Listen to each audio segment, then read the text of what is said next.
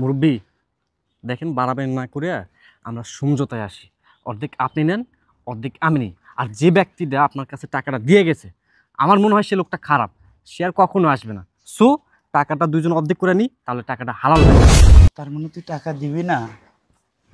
আল্লাহর পু, এক কথা কয়বার কমু তোরে আমি? তোরে কইছি রে, 1 টাকাও দিমু না। ও আল্লাহ, মুরব্বী মুরব্বী আমার একটা উপকার করেন না। এই ব্যাগটা আপনার কাছে রাখেন। আমার না কিছু ছিনতাইকারী দৌড়ানি দিছে। এই ব্যাগটা একটু রাখেন, আমি আসতেছি। এই কিছুক্ষণের ভিতরে আমি আইসা পড়বো। ছিনতাইকারীকে গেলেই, হ্যাঁ, একটু ওয়েট করেন আমার জন্য। তাড়াতাড়ি আসেন। আল্লাহর পুত, আমি কি টাকার গাছ গাড়িয়ে রাখছি? আমার কি টাকা ছাপানোর মেশিন আছে?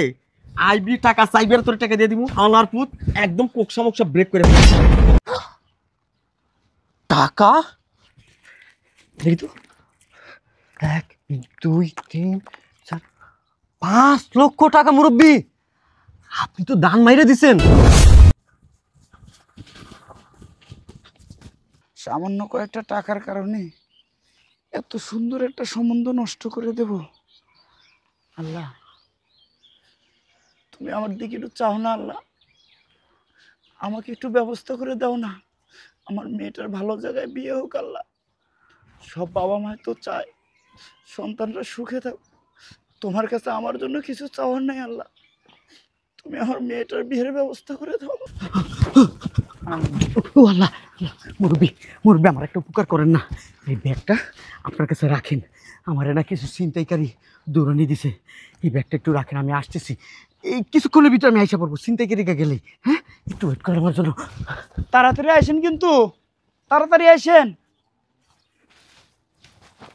ছিনতাইকারী কই? ছিনতাইকারী বুঝলাম না। এই লোকটা আসলো, ব্যাগটা দিল, কতক্ষণে আসে না আসে তার কোনো ঠিক আছে? কই, কোনো তো ছিনতাইকারীরও দেখা যায় না। আল্লাহ জানে।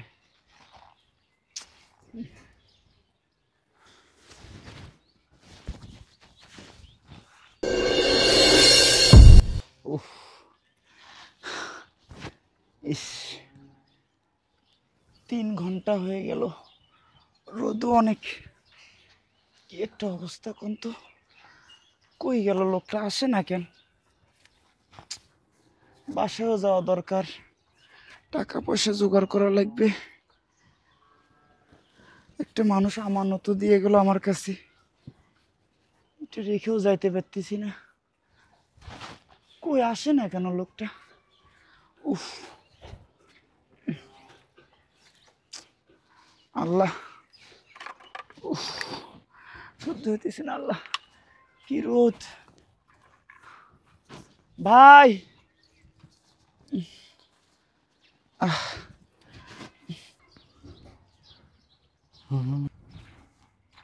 এই যে মুরব্বী, বুঝলাম না একটা ব্যাপার।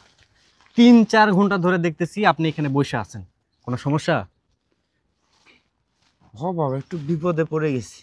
কি বিপদ মুরব্বী? বাবাজি, এক লোক এদিক থেকে দৌড়ে আসলো। অনেক ভদ্র লোকটা আমার মনে হলো। তারা নাকি ছিনতাইকারী ধাওয়া করতেছিল। পরে আইসা এই ব্যাগটা আমার কাছে দিয়ে বলল যে আপনি এটা নিয়ে একটু বসেন, আমি আইতেছি। সেই 3 4 ঘন্টা হলো এদিক গেছি, এখন পর্যন্ত তার আসার কোনো নাম নেই। এদিকে আমিও একটা ঝামেলা আছে, আমার বাসায় যাইতে হইব, একটা টাকা ম্যানেজ করতে হইব। দেখি মুরব্বী, ব্যাগের মধ্যে কি আছে, খুলে একটু দেখি। না বাবাজি, আন্দাজি মান্দাজি পরের ব্যাগ খুলিও না। আরে মুরব্বী, বোঝার চেষ্টা করেন, এখানে অবৈধ জিনিসও থাকতে পারে, পরে তো বিপদে আপনি পড়বেন, আমি তো পড়বো না। দেখি আমি খুলে কি আছে। আরে চাপেন তো আপনি। উনি অনেক ভদ্র, আসবে, আমার মনে হয় উনি চলে আসবে। আরে মুরব্বী, বুকার মতো কেন কথা বলেন? দুনিয়াতে সবাইকে ভদ্রলোকের মতো দেখা যায়, পরে দেখবেন ভেজাল আছে ওইটার মধ্যেই। দেখি আমি। বাবাজি, পরের জিনিস। মুরব্বী কথা বলেন না তো আমাকে। টাকা দেখি তো, 1 2 3 4 5 লক্ষ টাকা। মুরব্বী, আপনি তো দান মাইরে দিছেন। 5 লক্ষ টাকা। টাকাটা তুমি ব্যাগে ভরো বাবা, আমি আর একজনের আমানত খেয়ানত করতে চাই না। মুরব্বী, বুঝতে পারছি, একলা একলা দান মারার ধান্দা, তাই না? আমি থাকতে তা হবে না। অর্ধেক আপনার, অর্ধেক আমার। না বাবা, আমি দান টান কিছু মারবো না, তুমি এটা দিয়ে দাও, ওটা পরের জিনিস, আমার কাছে আমানত হিসেবে দিছে। মুরব্বী কথা বলেন না তো, ধরেন আপনার বাকিটা আপনাকে দিয়ে দিছি, আর এটা আমার। না, পরের আমানত এটা, আমি 1 টাকাও নিব না, আমার দরকার নেই। পরের জিনিস আমি নষ্ট করব না, সে আমাকে বিশ্বাস করে দিয়ে গেছে, তার বিশ্বাস আমি নষ্ট করব না। তুমি দাও বাবা, এখানে ভরে রাখো টাকাটা, উনি আসলে আমি দিয়ে দেবো। মুরব্বী আপনাকে দেখে ভালো মানুষ মনে করছিলাম, আপনি তো সোজা সাপটা মানুষ না, আপনি কিন্তু বিপদে পড়বেন, একটা কথা বলে দিই। শালার পুত, টাকা দে, এটা অন্য একজনের আমানত। মুরব্বী, তুই বাটপার, তুই চিটার। মুরব্বী আপনি কিন্তু মানে অতিরিক্ত করতেছেন, বাড়াবাড়ি করতেছেন, আমি কিন্তু লোকজন ডাক দিমো। ডাক দেওয়ার থাকলে দে, আমি চিটারি করে আমার কাছ থেকে টাকা নিয়ে যেতে দেবো না, আমি পরে আমানত নষ্ট করতে দেবো না, আমার জীবন থাকতে না। মুরব্বী আমি আমার কাছে টাকা দে। সাবধান করে দিচ্ছি, লোকজন কি ডাক দিমো? দে, ডাক দে, তুই চিটারি করতে আসছিস, আমি মানুষকে বলবো যে এই লোকটা চিটার বাটপার, আমার কাছ থেকে জোর করে টাকা নিয়ে যাচ্ছে, পরের আমানত আমার কাছে রাখতে দিছে, আমার কাছ থেকে খেয়ানত করে সে নিয়ে যাবে। দে। মুরব্বী দেখেন, বাড়াবেন না করে আমরা সমঝোতায় আসি, অর্ধেক আপনি নেন, অর্ধেক আমি নিই। আর যে ব্যক্তিটা আপনার কাছে টাকাটা দিয়ে গেছে, আমার মনে হয় সে লোকটা খারাপ, সে আর কখনো আসবে না। সো টাকাটা দুজন অর্ধেক করে নিই, তাহলে টাকাটা হালাল হয়ে যাবে। শোনো, আমি তোমারে বলি, চোরাই টাকা হোক, কালোবাজারের টাকা হোক, অন্যায়ের টাকা হোক, পাপের টাকা হোক, যেটারই টাকা হোক, আমার কাছে আমানত দিয়ে গেছে, আমার জীবন থাকতো আমি আমানত নষ্ট করতে দেব না, আমি সে আসলে ফেরত দিয়ে দেব। আমি বলতেছি ভালোই ভালোই টাকাটা তুমি আমার কাছে দিয়ে দাও। মুরব্বী আমি কিন্তু আমার বন্ধু বান্ধবের কল দেবো। বন্ধু বান্ধব, সারা পৃথিবীর মানুষও যদি একখানটা করো না, আমার জীবন থাকতে, এই আক্কাসালের জীবন থাকতে এই টাকা আমি নিয়ে যেতে দেবো না। অতিরিক্ত করতেছে দাও, টাকা দাও, টাকা দাও, টাকা দাও, মুরব্বী। দাও। আসছে, পরের আমানত আমার কাছে দিয়ে গেছে, আমি আর কাছে দেবো। মুরব্বী আপনি কিন্তু কাজটা ঠিক করলেন না। আমার কাছ থেকে টাকা নেবে, ওই যে, ওই যে, ওই লোকটার টাকা, ওই যে আইতেছি, ওই যে, ওই যে, ভাই তাড়াতাড়ি আসেন, ওই যে আইছে। হ্যাঁ, এই যে, এই যে আপনার টাকা, আপনি 4-5 ঘন্টা হয়ে গেছে, এতক্ষণ কোথায় ছিলেন? এই লোকটা আমার কাছ থেকে টাকাগুলো সব নিয়ে যেতে ধরছিল, আমি খুলি নাই, উনি খুলছিল, উনি জোর করে টাকাটা নিয়ে যেতে চাইছিল। আমি বলছি আমার জীবন থাকতে এই টাকা নিয়ে যেতে দেবো না। এখন আপনি টাকাটা বুঝে পেয়েছেন না, আমি চলে যাই, আপনি টাকা দেখে নেন। শুনেন মুরব্বী, এদিকে আসেন। না বাবা, শুনেন, আমি আমার সময় নেই, আমি আচ্ছা আমার কথা শুনেন। আমার আমার মেয়ের বিয়ে, একজন এই সরকারি কর্মজীবী, তার সঙ্গে আমার মেয়ের বিয়ে, আমি যে টাকার মিল করব, করে মেয়েটারে বিয়ে দেবো, দোয়া করে বাবা। আচ্ছা আপনি কি করেন? রিক্সা চালাই। রিক্সা চালান? হ্যাঁ, আপনার মেয়ের বিয়ে? হ্যাঁ। তাই না? আচ্ছা এখানে কত টাকা গুনছেন? উনি বলছে 5 লাখ। 5 লাখ টাকা। সবটাই আছে। আপনি এতক্ষণ আমার জন্য ওয়েট করছেন এখানে। হ, এই রোদ। আচ্ছা আমার একটা প্রশ্নের উত্তর দিবেন। আপনি তো রিক্সা চালান, আপনার মেয়ের বিয়ের কথা, টাকা লাগবে। আচ্ছা এখানে তো 5 লাখ টাকা, আপনি তো নিয়েও যেতে পারতেন, এই টাকাটা নিয়ে গেলে আপনার মেয়ের বিয়ে দিতে পারতেন না সুন্দরভাবে? না বাবা, ওই টাকা নেওয়া যাবে না, আপনি এটা আমানত হিসেবে আমার কাছে দিয়ে গেছেন, আমি যদি খেয়ানত করি আল্লাহ বেজার হবে, আমার অনেক গুনাহ হবে, পরের জিনিস ধরতে নাই। আপনার খুব সততা, আপনার একটা সৎ মানুষ, আল্লাহ আপনার সবসময় ভালো করুক।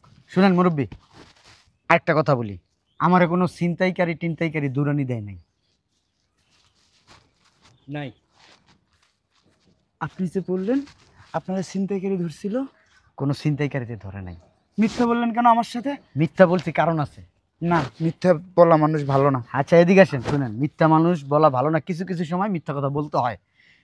কিছু আমার সাথে? আমার কথা শুনেন, কিছু মিথ্যা কথা আছে যে মানুষের ভালোর জন্য বলতে হয়। এটা শুনছি আমি। আপনার মেয়ের যেহেতু বিয়ে, আপনার টাকা লাগবে, কয় লাখ টাকা হলে আপনার মেয়ের বিয়ে দিতে পারবেন? ওই আমি রিক্সা চালাইছি আর একটা কিস্তি উঠেছি, হ্যাঁ। এই সব মিলিয়ে 1,02,000 টাকা আমি জোগাড় করছি।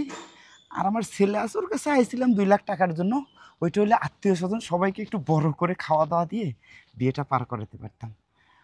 ছেলে দেয় নাই, দেখি ব্যবস্থা হয়ে যাবে, আল্লাহ চাইলে সব কিছু সম্ভব। হ্যাঁ আল্লাহ চাইলে সব কিছু সম্ভব।